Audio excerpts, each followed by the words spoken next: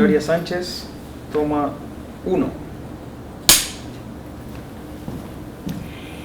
Gloria Inés Sánchez, caleña, bacterióloga y muy frentera. Eso me contaron. ¿Cuántas veces, Gloria, esa franqueza te metió en líos o te sacó de líos? Muchas veces ambas situaciones, pero he aprendido mucho a seguir siendo frentera y más consciente de cómo convencer al otro, cómo persuadirlo. Pero toda la vida he dicho lo que yo pienso y he sido muy recta, muy sincera, muy ética. Esa es mi bandera prácticamente. O sea, hay cosas de ética que no son negociables y no las negocio. ¿Cómo cuáles? Por ejemplo, la transparencia. La transparencia y que todo esté sobre la mesa en cualquier tipo de circunstancia y relación, especialmente en la científica. Porque los científicos somos los que le transmitimos a la sociedad los hechos, la evidencia. Entonces debemos ser muy responsables. No debe haber una inambigüedad, porque la gente utiliza esa información para tomar decisiones que muchas veces son de por vida. Y de todos modos, en el trabajo que haces permanentemente se toman decisiones que son trascendentales, no solo para grupos pequeños, sino para grupos muy grandes y especialmente en grupos de mujeres y mujeres vulnerables. ¿Qué es lo que estás trabajando permanentemente y durante cuánto tiempo has realizado esta actividad? Bueno, yo empecé a trabajar el tema de cáncer hace ya 24 años, que es lo que hace que estoy vinculada a la Universidad de Antioquia. Cambié drásticamente cuando terminé el doctorado porque veía que había muy poca gente trabajando en el tema, en ese momento, de cáncer de cuello uterino en el país, y que era un tema verdaderamente de mujeres vulnerables, sí. Y sigue siendo, ¿no? La inequidad en la mortalidad de cáncer de cuello uterino es amplísima entre las diferentes regiones y los estratos socioeconómicos del mundo y del país también. Entonces, formar una escuela de salud pública, que fue una bendición, la verdad, haber tenido la oportunidad de estar en una escuela de salud pública como Hopkins, me dio y me llamó de que verdaderamente el privilegio que yo tenía de poder llegar con mi conocimiento a por lo menos educar a gente que tome las banderas de cerrar esas brechas. Era una responsabilidad moral por todos los beneficios que yo había tenido en la vida para lograr estar y educarme como me había educado. Pero yo me voy a devolver un poquito en el tiempo en tu historia y es esa Gloria de 9, de 10 años que veía a su mamá, que quería también estudiar en su momento, pero que la educación fue fundamental para sus hijas, para su familia. ¿Qué le diría a esta Gloria de hoy, que está trabajando, que es consecuente con lo que ha estudiado y que más adelante vamos a desarrollar 2 historias que tenemos acá pendientes? Es increíble que hagas esa pregunta, porque muchas veces cuando yo tomo decisiones o escribo un proyecto, y siempre pongo el tema de la equidad y lo peleo y lo pongo, porque no lo puedo dejar por fuera, como una nueva tecnología no puede ser respuesta si no verdaderamente puede llegar a ese sitio donde más se necesita. Pienso en mi mamá, porque ella siempre como que enarboló la bandera de la justicia, y no solamente en el tema de mujeres, sino que cuando hablábamos acerca de que habían poblaciones, ¿cierto?, que sufrían más que otras por alguna razón económica o porque su familia no tenía los medios, o ella misma, que tuvo unas, yo diría, condiciones difíciles para realizar su sueño de lograr una carrera universitaria, y también desde el punto de vista de la capacidad de escoger con quién casarse, por ejemplo, no lo repetía, ¿no? La educación es la bandera para que usted no se le repita esa historia y para que usted además pueda en algún momento acordarse de que verdaderamente las injusticias no son válidas. Justicia, equidad, Sí. y eso también ha sido parte de tu vida durante todos estos años de investigación, de trabajo y también de estar compartiendo con nuevas generaciones con relación a los estudios que has realizado. ¿Qué significa hoy la justicia social que de alguna manera está transversalizando tu trabajo de investigación con relación no solo al tema de cáncer de cuello uterino, sino también de cáncer de seno? Bueno, imagínate que cuando estaba haciendo el doctorado, tuve la oportunidad de escuchar a Amartya Sen, un economista, y a mí se me quedó una frase grabadísima, ¿cierto?, del libro de él, que él es Premio Nobel de Economía, que decía que lo más difícil era no hacer nada cuando uno veía una injusticia, que era la responsabilidad de verdaderamente hacer algo, así fuera, hablarlo, ¿cierto? Y hablaba de un tema de dos hermanos, y la hermana trataba muchísimo o mal a su hermano más pequeño, y él lo repetía y lo decía: el problema no es la injusticia de ese tratamiento, porque ella no sabe lo que está en ese momento haciendo, ¿cierto? Y él no sabe lo que está recibiendo, cómo eso puede minimizar su personalidad y su desarrollo psicológico. El problema es que alguien no se percate, y si se percata no haga algo al respecto. Entonces, eso me abrió los ojos, porque me dijo: mira, tú sabes qué es la salud pública, tú sabes qué es el problema de justicia, de que unas mujeres estén muriendo porque el sistema de salud o las condiciones socioeconómicas de esa región no permite que ellas reciban las que otras en otro lugar de ese mismo país y lo estén recibiendo. Eso es una injusticia, y eso es lo que no debemos perdurar ni lo que debemos perpetuar, ¿cierto? Entonces no era solamente hacer un descubrimiento, publicar un artículo de muy buena revista, o no era recibir reconocimientos, que también los he recibido. Eso sí tiene significado siempre y cuando uno piense que eso es un camino, es una herramienta para uno contribuir a cerrar esa brecha de injusticia. Pero ese camino que también has tenido que recorrer, ¿ha sido en soledad muchas veces o ha estado acompañada de personas que han creído, o por el contrario, llamemos los retos también, porque es que los retos también nos acompañan permanentemente? ¿Cómo ha sido ese camino para llegar hasta este punto? Hay de todo. ¿Por qué comenzamos entre eso? Hay de todo, porque, a ver, cuando uno encuentra un sistema que en sus momentos le brinda las capacidades para uno estudiar, pues lógicamente ellos, los que financian los programas de entrenamiento para una maestría o para un doctorado, como en el caso mío, muchas veces lo hacen porque tienen que cumplir con unos indicadores en el tema de educación, ¿cierto? Sí. Y apoyan. ¿Para qué? La apoyan mucho la formación de uno. Pero, y yo creo que esa concepción está cambiando un poco, ese apoyo es: usted debe ser lo mejor en su campo de acción desde el punto de vista científico, pero muchas veces no le dan la educación de que es también desde el punto de vista humanístico. Claro. Entonces uno se encuentra con muchísimos colegas, ¿cierto?, que van a competir con uno desde el punto de vista científico solamente, y luego uno se pasa años trabajando con ese colega y se da cuenta que verdaderamente no le interesaba la justicia, ¿cierto? Porque nunca se hizo esa interacción y nunca se habló, y uno se queda perplejo. Pero además de eso, que cosas que uno le repitió a los estudiantes, ¿no? Mi sueño es, por ejemplo, disminuir las tasas de mortalidad de cáncer de cuello uterino en la región de Urabá, ¿cierto? Que fue una bandera que yo me puse desde que llegué a trabajar a la Universidad de Antioquia. Y luego verlos en otras posiciones de poder, en donde verdaderamente están en una circunstancia que pudieran hacer mucho más para cambiar esa situación, y los sueños y los objetivos cambian completamente, y uno dice: ¿cómo? ¿Cierto? Entonces ahí es donde uno dice: si tú me hablas de soledad, esa es tal vez la soledad que uno experimenta, ¿no?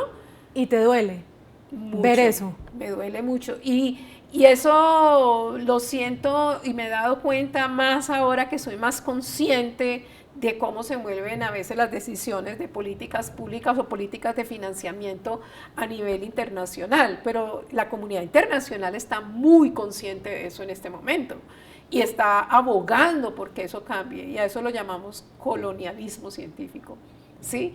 Porque lógicamente en esa brecha tan impresionante de financiamiento que tenemos en el mundo para la investigación, siempre los países desarrollados a veces tienen agendas y los investigadores tienen agendas porque muchas veces son los que colocan los recursos y muy probablemente los departamentos más desarrollados de nuestro país tenemos nuestras propias agendas, y cuando vamos a proponerle un proyecto de investigación a un colega que vive en la región subdesarrollada o de menos desarrollo económico, queremos que sea nuestra agenda la que se imponga, ¿sí? Y eso tiene que cambiar. Porque no entendemos los entornos, porque no reconocemos tampoco la diferencia ni la diversidad. ¿Y cómo te has encontrado con esos elementos en tu carrera?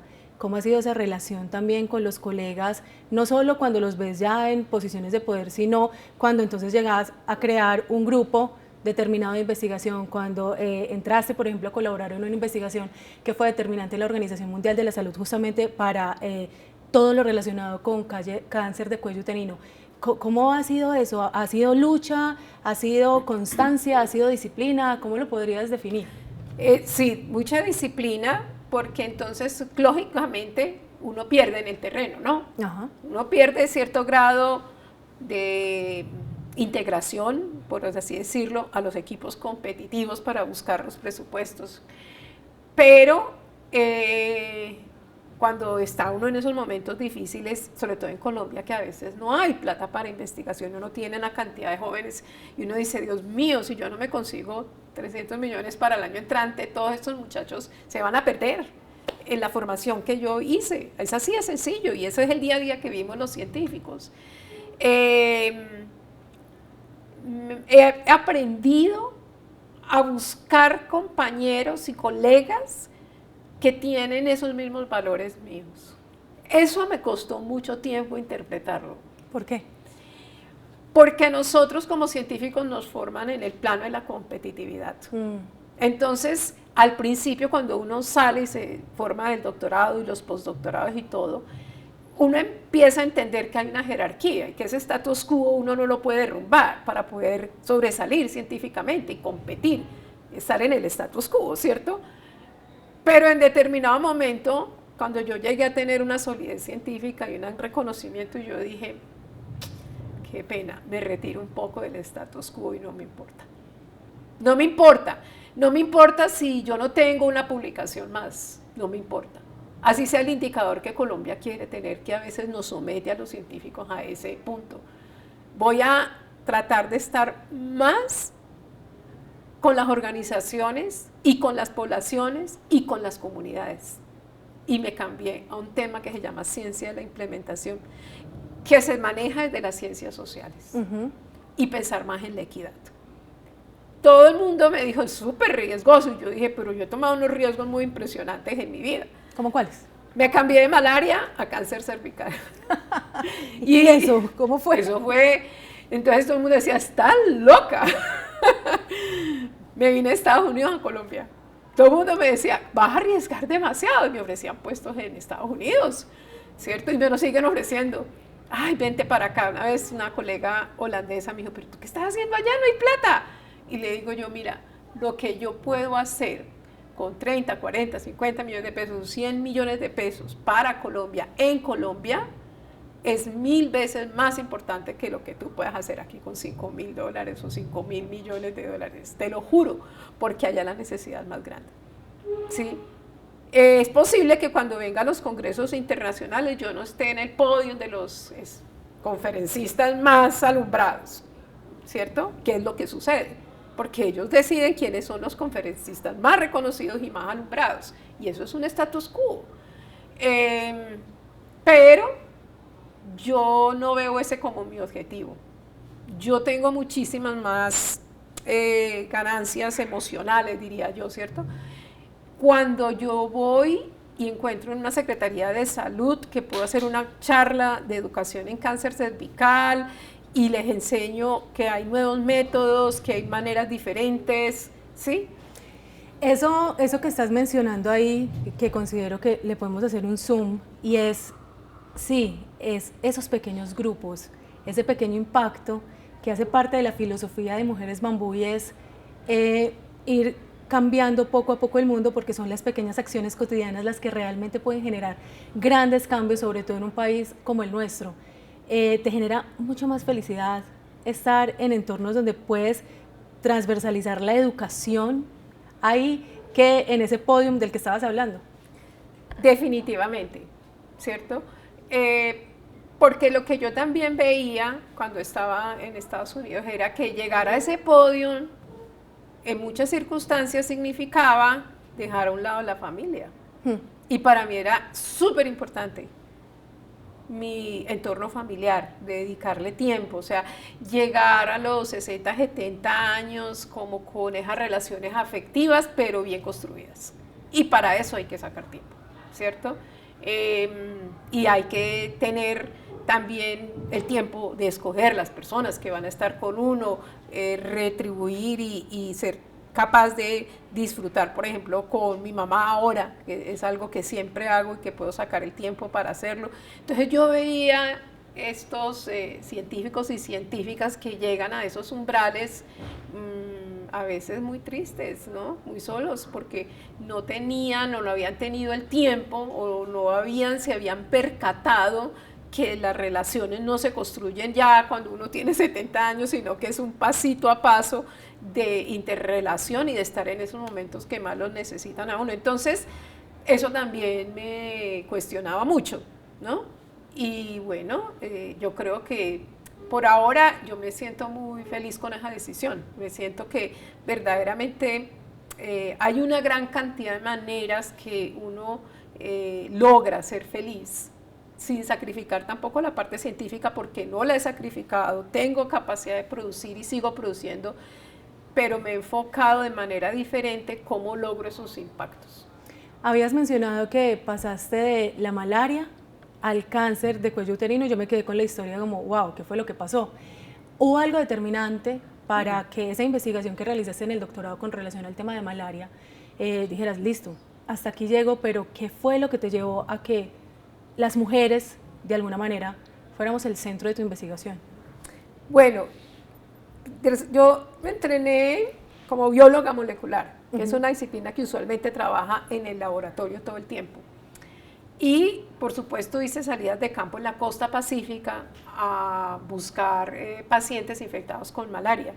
Y en esos pacientes infectados con malaria tomábamos la sangre y la mandábamos a Nueva York, a un laboratorio especializado en Nueva York, en donde se hacían unos experimentos supremamente sofisticados para aislar un gene de un parásito para producir una vacuna, ¿cierto? Y eso se logró.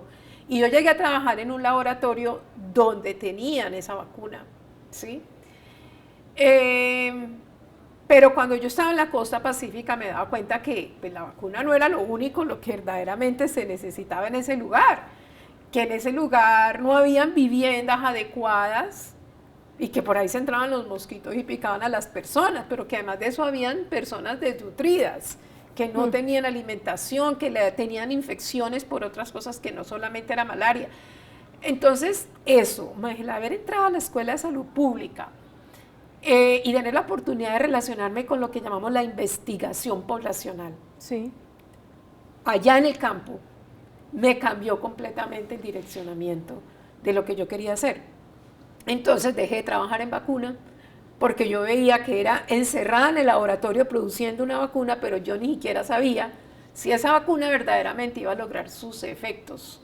Pero además, que yo no tenía el poder para hacer una vacuna, ¿cierto? Ni lo iba a tener, que satisfaciera las necesidades de las poblaciones más pobres del mundo.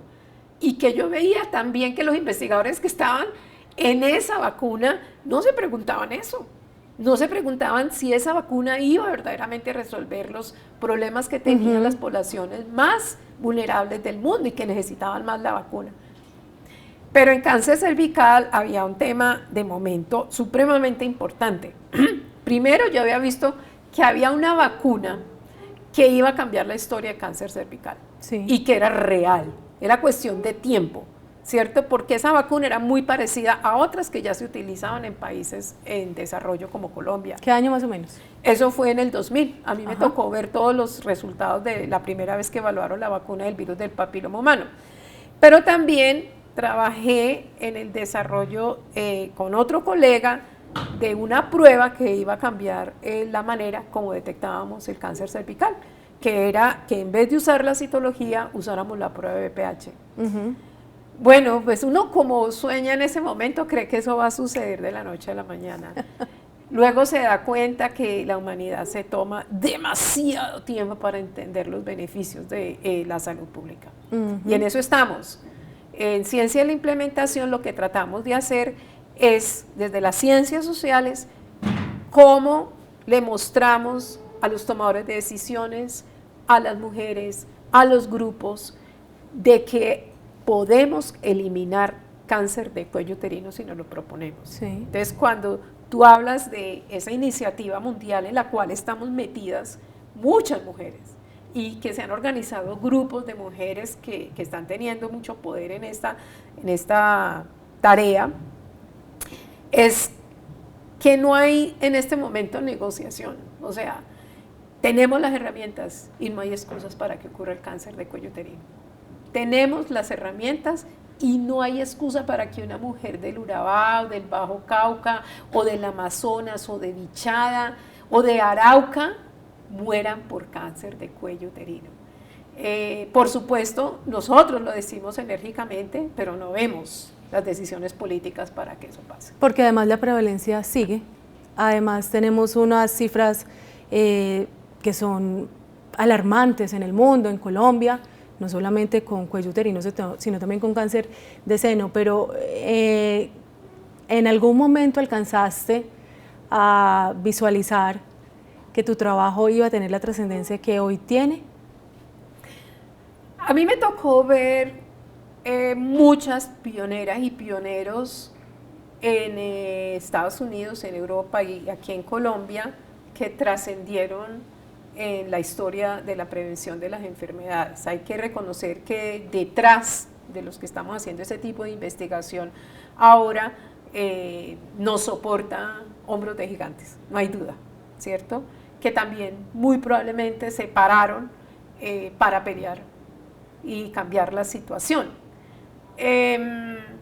Entonces, uno como científico se pregunta, ¿cuál es mi papel en esa historia?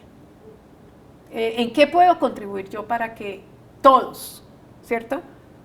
Pongamos un granito de arena y contribuyamos a que eso cambie. Yo creo que la humildad es la primera característica para hacerlo. Uno se tiene que reconocer que solo no puede. Y uno se tiene que reconocer que el conocimiento es infinito y vasto. Y es lo primero que yo le digo a mis estudiantes. No es posible lograr cosas solo, es una comunidad la que se mueve. Aquí la pregunta es, ¿cómo yo me uno a las comunidades que quieren hacerlo? ¿Cómo yo trabajo con los organismos, con las agencias, con el gobierno, con la Facultad de Salud Pública, con la Facultad de Medicina, con las universidades? ¿Cómo los convenzo de que sí lo logramos hacer, que sí lo podemos hacer, ¿cierto? Es una tarea difícil. Pero no imposible. Pero no imposible. ¿Qué es lo que sucede en nuestro medio? Que la difusión de la ciencia, la difusión de estas iniciativas, y ahí quiero llamar la atención de todo el propósito que ustedes tienen, es muy poco. Entonces, los aliados a veces también son pocos que se unen a este tipo de iniciativas.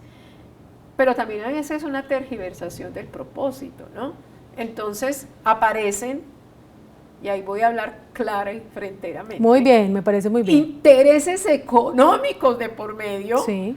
¿cierto? Que tergiversan verdaderamente la posibilidad del cambio. Y te voy a dar ejemplos claros.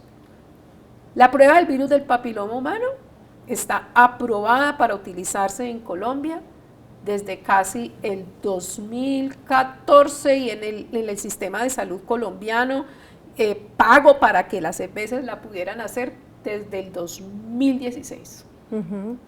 Y has de creer que en el 2019, quien quedó de ministro de Salud en ese momento decidió que postergaba el uso de la prueba de VPH por 3 años. Tremendo. Tremendo.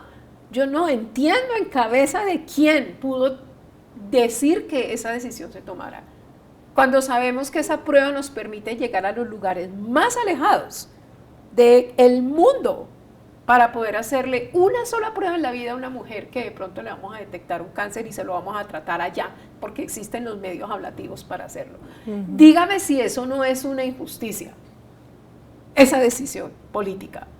Y todo que porque los laboratorios del país necesitaban actualizarse en tecnología. Actualizarse en justicia, qué pena. Perdimos 3 años.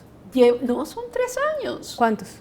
20. ¿Por qué? ¿Por qué? Porque a esas mujeres que no les hicieron la prueba desde el 2019 para acá, que son más o menos 10, puede ser 10 millones de mujeres al año que se la hacen, ¿sí?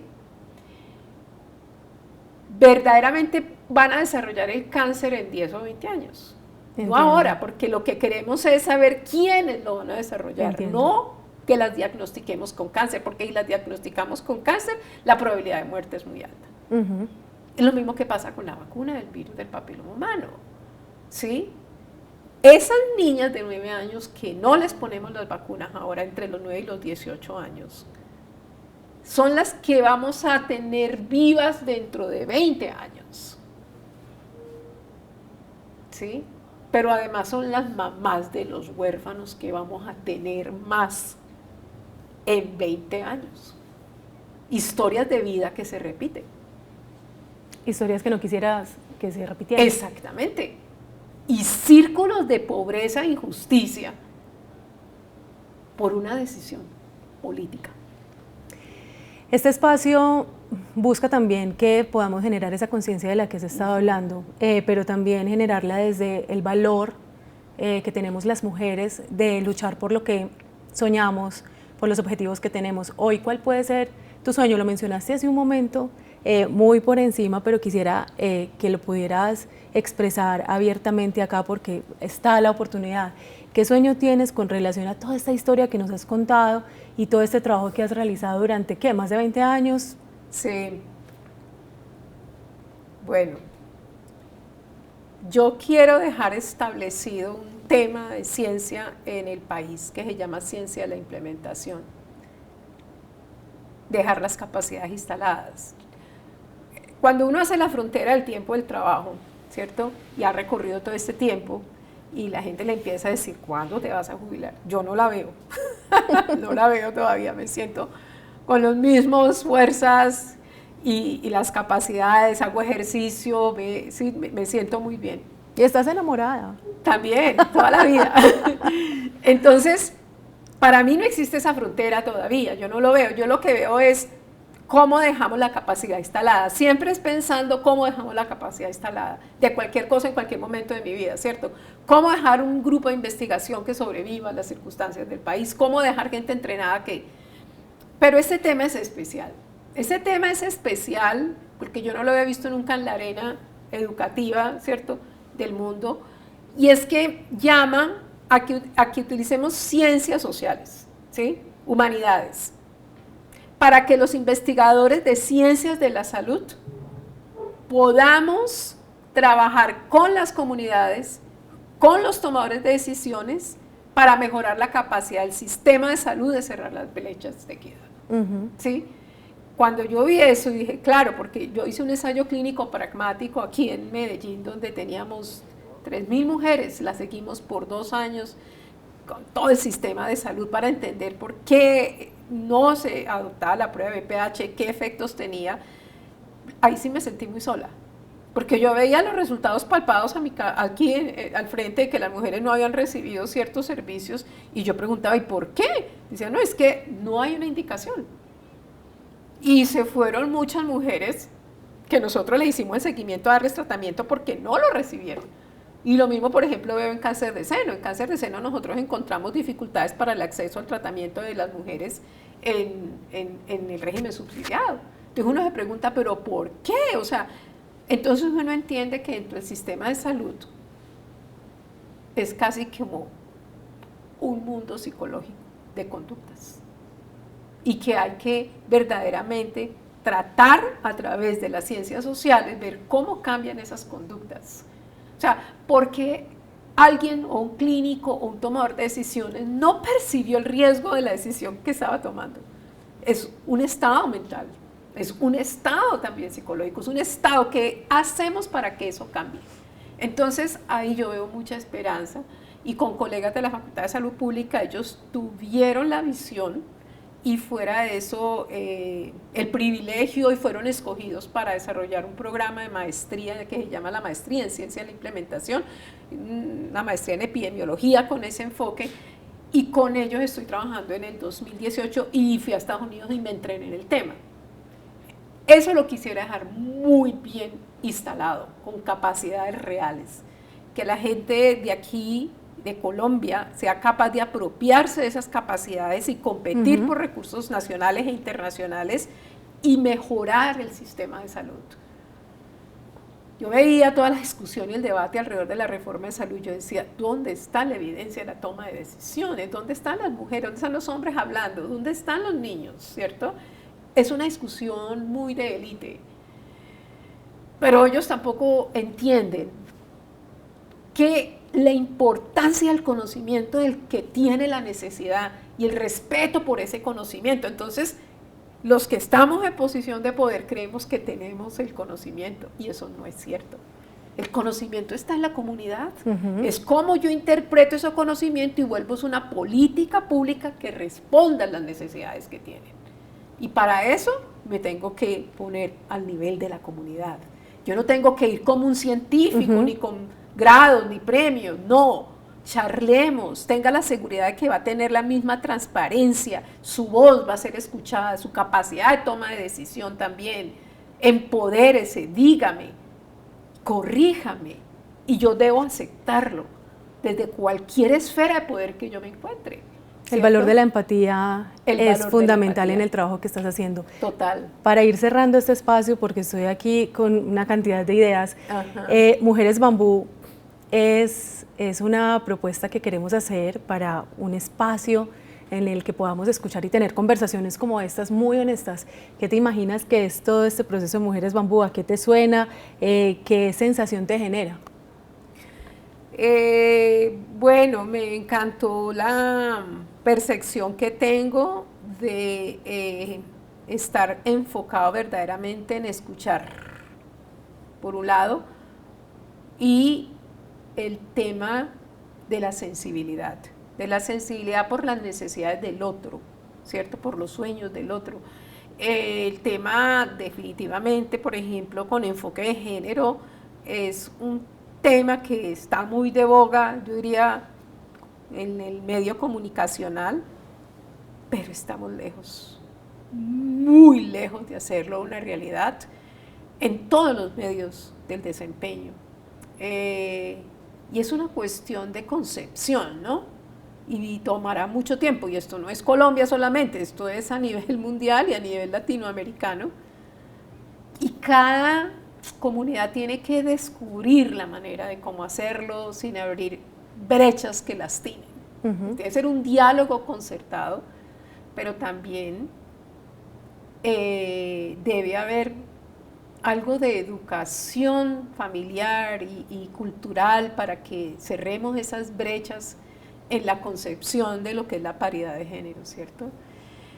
Y en ese sentido, yo pienso que la manera como se aborde el tema va a tener mayor impacto si es dialogado, si es consensuado, si verdaderamente intervienen todas las partes. No puede ser un diálogo unilateral, deben ser de hombres y mujeres. Entonces, ahí yo veo esa posibilidad, porque uno oye mucho el discurso, pero desde un dolor, que es cierto, no es que no lo sea, pero a veces esas motivaciones de dolor llevan a una afrenta, a una amenaza, a un cuestionamiento que lo que hace es que retira a los otros seres humanos que también están necesitando de que los interpretemos. Entonces, allí es donde yo llamo la atención, ¿cierto? De la manera como ese diálogo se establece, cómo verdaderamente lo pudiéramos llevar de una manera, yo diría, más consensuada entre toda la sociedad, a todo nivel, involucrando a todo el mundo, en general, tanto hombres como mujeres, porque no es un tema sencillo, es complejo, cultural, económicamente, de concepción también física, relaciones de poder, no es un tema sencillo. Mujeres Bambú quiere resaltar la historia de personas como tú, Gloria, de mujeres como tú, porque el bambú básicamente es una de las plantas más fuertes que hay en el mundo, que se dobla, que se adapta, pero que no se quiebra.